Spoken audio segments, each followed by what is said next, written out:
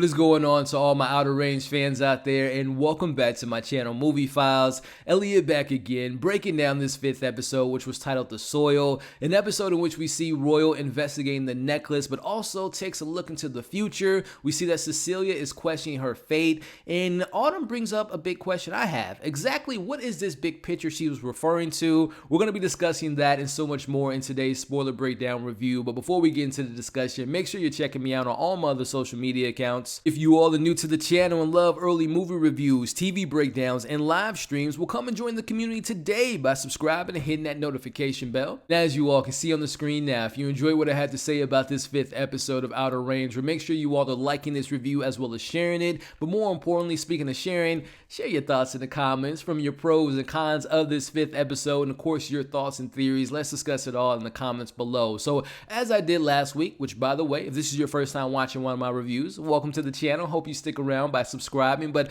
I did this last week where I separated episodes 3 and 4 on their own videos, and I'm going to do the same thing with episode 5 and 6. So this video will only be an episode 5 review. I haven't even seen the 6th episode quite yet, but you best believe once I'm done recording this, I will be watching that 6th episode, which, speaking of that 6th episode, once this video has been uploaded, Episode 6 will be available to watch immediately after this video, so definitely check it out. But with all that being said, let's break down this 5th episode as we open with Wayne on an adrenaline rush from last week's events, from fighting the void, from knocking out Royal, and he's on an all-time high, but unfortunately that high comes down. But before he goes down, let's talk about this scene. We get a quick flashback of him as a kid, and speaking of a kid, we see a kid coming out of the void. Now, I think it's safe to say that that kid is Royal. I think Wayne even says Royal in this scene, but my question is, and I brought this up a couple weeks ago, is Royal not in his right timeline? Has he escaped his timeline, which we don't know what the ramifications are of if you're missing from a timeline? I think it's safe to say that it disrupts that particular timeline, hence why mountains are disappearing. But let me know if you think that Royal is in the wrong timeline, wrong universe from stepping into the void, and that's why we're seeing all these weird things happening. But also, do you believe someone's looking for Royal from his timeline, a la in the version of Autumn, who a lot of you all speculate might be Amy, which we'll get into that theory a little bit later. Let's talk about that all in the comments below. But going back to Wayne, he's taken into the hospital, which also makes me think that when you encounter the void, it has health ramifications. Now, we can see that with, obviously, Wayne has health issues because he's come across the void. We're assuming that when we saw in episode 2, Cecilia telling Royal that he died, and we see him in that moment in this episode, there's something that goes on with you as far as your health. And also, let's not forget about Autumn. She has seizures. She has, a bipolar disorder. So there are some health ramifications when you come across a void. Let me know if you all are thinking the same thing. But moving on to, is this a dream, a nightmare, or reality? We see Royal as he's kind of waking up from being knocked out by the rock. He's having this vision where he's in the void, falling down, but then he comes across Trevor. Now, Trevor says to him a very interesting line, Royal, time is a mother effer. And my thoughts on this scene is, this goes back to my whole idea of if we saw Royal coming from another universe, which speaks to just, and this is where my mind goes with multiverse time travel, I think we're seeing a variation of different timelines. And I think that on each timeline, very similar events are taking place, with Trevor dying on the hands of Perry, but there's some type of alteration, some type of disruption on those events taking place. And maybe on one of the timelines, that doesn't happen because there isn't a Royal on that timeline. There isn't an Abbott family on that timeline, hence why all this is kind of crumbling apart, and goes back to my theory on someone looking for Royal to get the timeline back in place. Again, I might be all over the place with this, but this is what time travel does to my mind. It makes my mind go all crazy. Let me know what you all thought about that line, and if you are on the same wavelength that we are seeing multiple timelines, just different variations of them, and one of the timelines isn't going properly because there was a disruption on that timeline. It might sound wild, but let me know your thoughts on all of that. But getting back to the conversation, we see that the Abbott boys are not on the same page. After being questioned by Joy, we see that Perry and Rhett is not, they're still not vibing. They're still not on good terms, which we don't get a lot from Rhett in this episode. We get this scene, and then later on, we see him hooking up with Maria, which I think their relationship's going to definitely complicate things, because I can see him confiding in her about what actually happened and maybe her telling Joy what happened. I don't know if that's what's going on there, but again, we didn't get a lot of him besides him hooking up with Marie a little bit later. Let me know what you all thought of Rhett, or I should say the lack of Rhett in this episode. But moving on from there, while that's happening, we see Cece is holding a gun on Autumn, who is snuck into the house. I don't know if you all noticed, but she left that card on their kind of counter table in their bedroom, kind of letting Royal know that she knows that he cheated in their game of poker. Which, getting back into the actual scene, we see that she is looking for her necklace, and she is very specific in saying that I need this necklace, which again, just kind of jumping ahead, we can speculate that when you come across substances or particles from the void, it gives you this type of ability to see into the future. So again, this goes back to my thoughts on she's from another timeline. That's her gateway to get back to her timeline, but now it's no longer available because we know what happens in this episode. Again, I'm probably stretching, but I think I might be onto something there. But getting back into the actual conversation, she says to Cecilia, has Royal been acting differently? Which again speaks to my whole thought on we're seeing different variations of a timeline, and we're seeing someone that doesn't belong in their timeline in the form of Royal. Again, let me know your thoughts on all that. But going back to the conversation with what's going on with Joy in this episode, she questions a witness who points out that it was Perry that was in the parking lot that night, and we'll get into her conversation about trusting her gut. Loving of this shot of when Royal is approaching the museum. I don't know if you all caught, there was like a dinosaur that was like perfectly placed in front of his truck. Again, I might be stretching, but I took that as like a metaphor or maybe a foreshadowing of him being prehistoric, like a dinosaur, him being a lot older than he's perceiving to be. Again, might be a bit of a stretch, but he is there at this museum to talk to Dr. Nia. Now, I don't know if you all remember, he got that card. I want to say it was episode either 1 or 2. He saw that card in Wayne's house and he took that card for himself, and now he's investigating what exactly did that conversation consist of with Wayne as she tells him that he wanted to survey some land. They get to talking a little bit more further as we see that Royal wants to have her look into this rock, and this is where she states a little bit more of the what's going on with this rock. Now, she says that it's surrounded and protected by amber, but hey, why don't you let me hold on to it for a little bit longer before I can dive into a little bit deeper. Now, I don't know if you all noticed, when she got that necklace, she was like, oh, where did you get this? Like it was some type of rare substance, some type of rare rock, which I think we know that is to be the case. But then as she's saying that, we notice that Royal is looking at a picture on the wall, and that is where he sees BY9. Now, the significance of BY9 is because we get a really quick cut of him seeing that same type of logo on the cylinder. He saw that logo in the future in the end of episode 2. So he's thinking in his mind, those were the people that were mining in the oil fields when I saw the future. So I probably need to stay away from them because I don't want them to do what they're going to do in the future. So that kind of hints why he's like, nope, I don't want you to take that rock. Matter of fact, let's just forget that we even had that conversation. As we cut to Royal digging more into this BY9 company, and he attempts to contact them, but he doesn't have any luck, which makes me wonder, if you don't want to have anything to do with them, Royal, why are you contacting them, and what answers are you looking for? Like, hey, my name is Royal Abbott, and I looked into the future, and I saw you digging on my land. Tell me, my Josh Brolin accent is very terrible right now. Tell me exactly what you're looking into.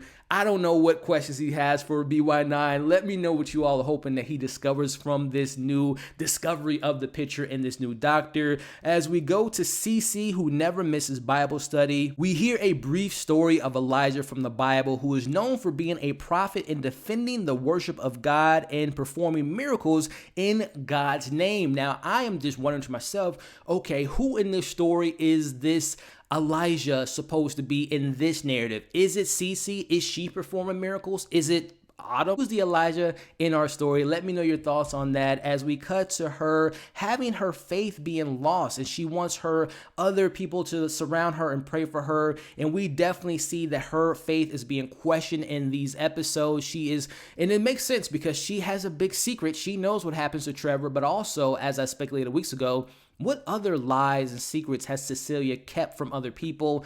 Does she know what happened to Rebecca? Are there other evil deeds that the Abbott family has done? Let me know your thoughts on all of that. But we go from there to them paying a visit to Patricia, which again, another character that I really enjoyed her introduction last week. We don't spend a ton of time with her, but we get a big moment here as we see that she points out all the women that are over there paying their respects to Trevor's loss. They brought food. They brought something to kind of show their respects.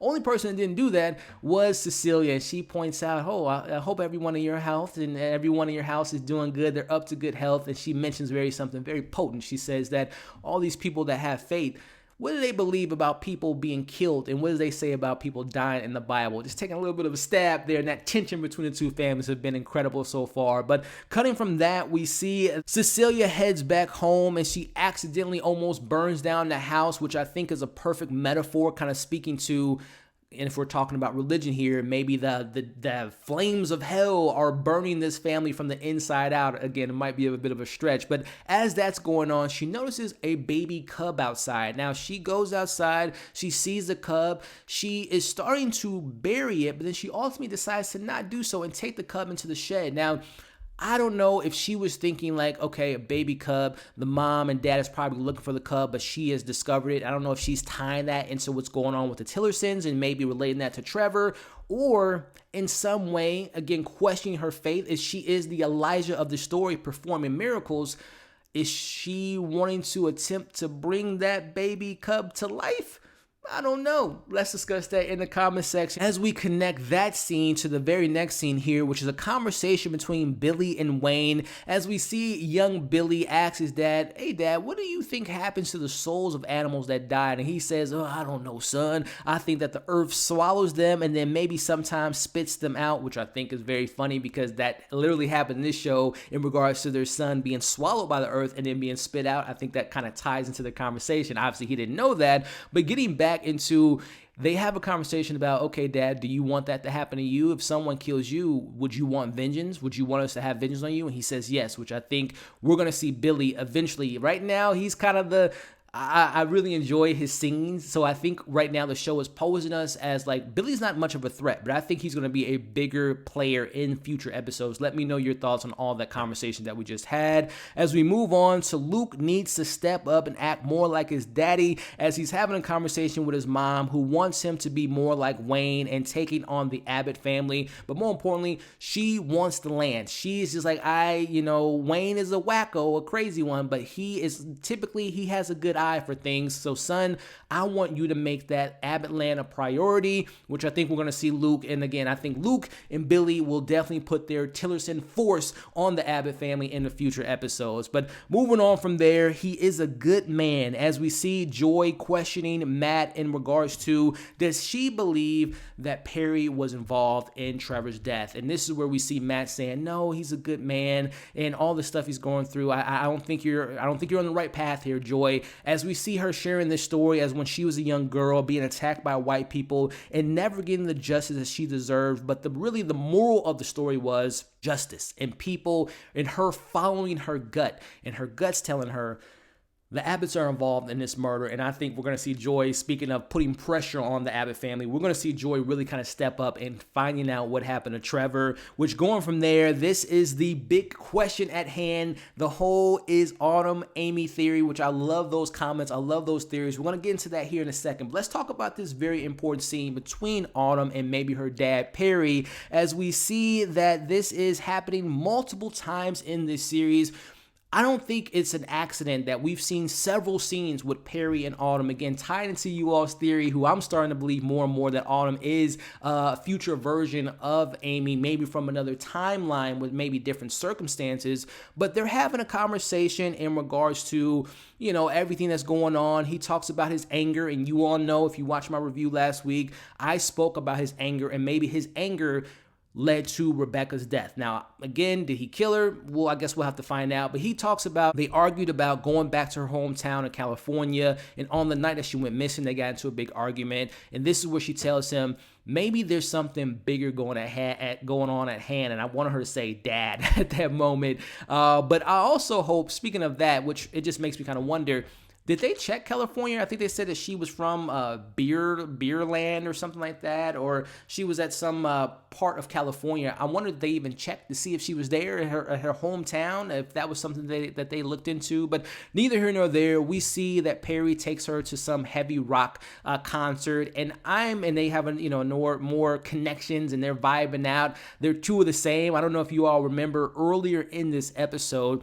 Perry has a conversation with his mom, and he says to Cecilia, whatever's in dad is in me, which makes me, because he says something a little bit later, because we see that Autumn says to him, well, you are special, whatever you do have in you is special, which of course she would say that to her dad if that is the case, which let's just get into the conversation.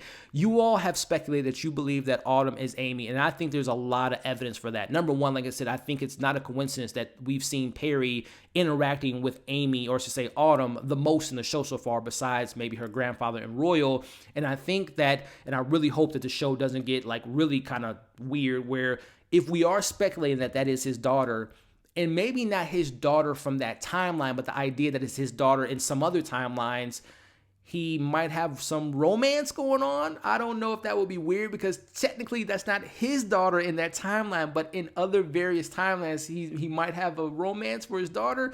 I don't know if we're going to get that twisted. Let me know your thoughts on all that, and if you are one of those believers that you believe that Amy and Autumn are two of the same, maybe from different timelines, let's discuss that, because we don't get Amy in this episode, by the way. Let me know your thoughts in the comments below. But as we move on, I wanted to bring up another comment that someone brought up that I forgot to mention in episode 3. Episode 4. It was very interesting that when that worker of Wayne brought him that rock, you all might have noticed I said 9 months ago. Now, what happened 9 months ago was the disappearance of Rebecca.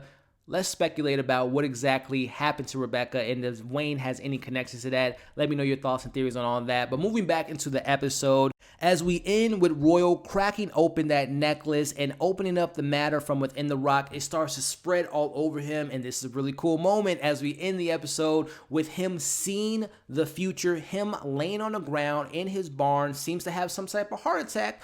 I don't know if it's the same thing that Wayne's going through. Again, when you interact with the void, you have some health issues. We see him being held by his wife Cecilia, but we also see Autumn, or Amy, in this future vision that he has here, and she's wearing all yellow, kind of like a symbol of hope, but also she's wearing the same necklace, which brings me back to the idea that Autumn is looking for Abbott to maybe do a couple things. Again, if we're speculating that this is a different timeline, a different universe in itself, is she looking for Abbott to stop him from dying? Is she looking for Abbott from preventing from her mother dying, or finding out what happened to her mother in a different timeline, or is something else much bigger, as she brings up in this episode? Again, this show brings up so many concepts of time travel, which a lot of you all mentioned in the comments, which is one of my favorite shows of all time. Netflix Dark, which is the best timeline travel show I've ever seen. It was complicated, but it ended, and it had a lot of good answers to its questions, and I hope we get some questions answered in the coming weeks. Again, I'm about to jump into episode 6 and give you all my thoughts on that pretty soon. But again, in the comments, let me know your pros, your cons, your thoughts, your theories, and everything in between in the comments below. If you stuck around to this point in the video, I appreciate every single one of you all. Make sure before you leave that you like the video, share the video, leave your thoughts in the comments, and like I said, if you're new to the channel, subscribe, hit that notification bell, come and join the community, because we have a lot of fun over here, and I have a lot of fun interacting with you all. So with all that being said, thank you again for watching this review. Hope you're staying safe. As you can see on the screen now, come and join the community. Check out my review for episode 6 and my other content. We'll catch you all on the next breakdown.